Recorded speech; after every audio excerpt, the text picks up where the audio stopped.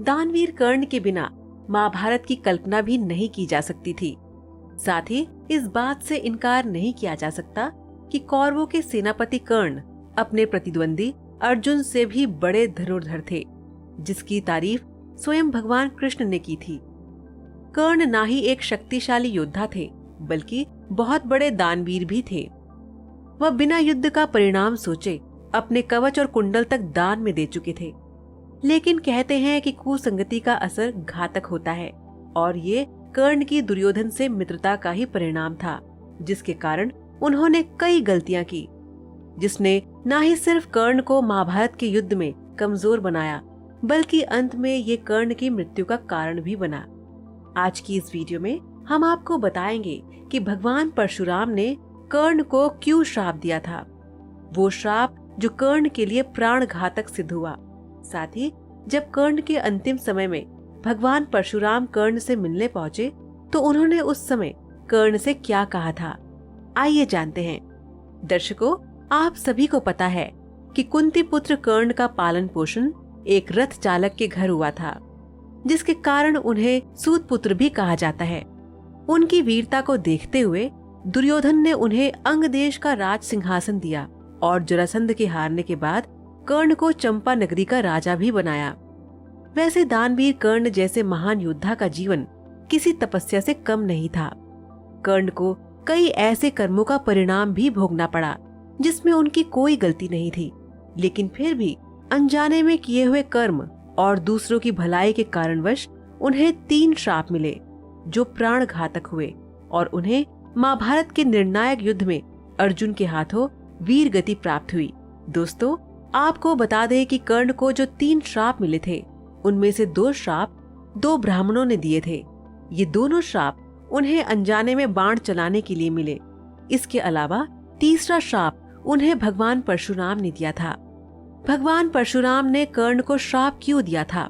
कर्ण को परशुराम ने श्राप क्यों दिया, इसका उत्तर महाभारत की ही एक कथा में मिलता है। कर्ण जब धनुर्विद्या सीखने के लिए गुरु द्रोणाचार्य के पास पहुँचे तो उन्होंने कर्ण के सूत पुत्र होने की वजह से उन्हें शिक्षा देने से मना कर दिया। कर्ण इससे निराश होकर भगवान परशुराम के पास पहुँचे। परशुराम जी ने कर्ण की प्रतिभा को देखकर कर्ण को अपना शिष्य बना लिया। एक दिन अभ्यास के समय जब परशुराम जी थक गए थे तो उन्होंने कर्ण से कहा कि मैं थोड़ा आराम करना चाहता हूँ।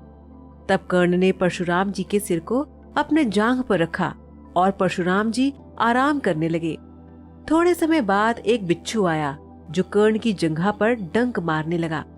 तब कर्ण ने सोचा कि यदि मैं अपनी जंघा हटाऊंगा तो गुरुदेव की नींद टूट जाएगी, इसीलिए कर्ण हिला तक नहीं और उसने बिच्छू को डंक मारने दिया, जिसके कारण कर्ण की जंघा से काफी खून बहने लगा और कर्ण को भयंकर कष्ट होने लगा। जब रक्त धीरे धीरे परशुराम के शरीर तक पहुंचा तब भगवान परशुराम की नींद खुल गई।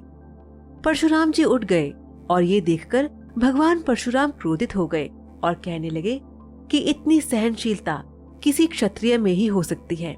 तत्पश्चात वे क्रोधित होकर बोले, तुमने मुझसे झूठ बोलकर ज्ञान प्राप्त किया है, इसीलिए मैं तुम्हें श्राप देता हूँ कि जब भी तुम्हें मेरी दी हुई विद्या की जरूरत होगी उस समय तुम्हें वो काम नहीं आएगी।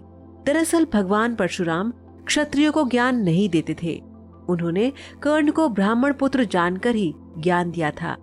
ऐसे में क्रोधित होकर उन्होंने कर्ण को श्राप दिया और अंत में महाभारत के युद्ध के दौरान जब कर्ण और अर्जुन के बीच युद्ध चल रहा था तब भगवान परशुराम की दी हुई विद्या को कर्ण भूल गए।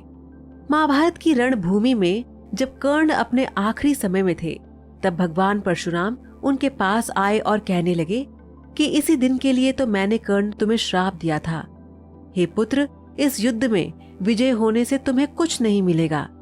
यदि वासुदेव कृष्ण के होते हुए तुम विजयी हो भी गए तब भी कंगाल हो जाओगे। इसीलिए हे दानवीर कर्ण, विजय पर सिर्फ पांडवों का ही अधिकार है और तुम लेने के लिए प्रसिद्ध नहीं हो, तुम तो देने के लिए ही प्रसिद्ध हो। अपने भाग्य से संधि कर लो। अभिमन्यु की हत्या में भाग लेकर तुम दुर्योधन के ऋण से मुक्त हो चुके हो। सब कुछ जानकर अनजान ना बनो। हे पुत्र, मेरे आशीर्वाद की छाया में आओ और याद रखो, मृत्यु लोक हो चाहे स्वर्ग लोक, जब भी वीरों महावीरों की सभा में तुम्हारा नाम लिया जाएगा तो सभी वीर तुम्हारे नाम की जय जयकार करेंगे। तो दर्शकों, ये थी भगवान परशुराम के द्वारा कर्ण को मिलने की श्राप की कथा कि कर्ण अपने किस स्वभाव के कारण प्रसिद्ध थे। आप इसका जवाब हमें नीचे कमेंट बॉक्स में दीजिए। हमें आपके जवाब का इंतजार रहेगा। तो मिलते हैं आपसे अपनी अगली वीडियो में। तब तक देखते रहिए समय चक्र।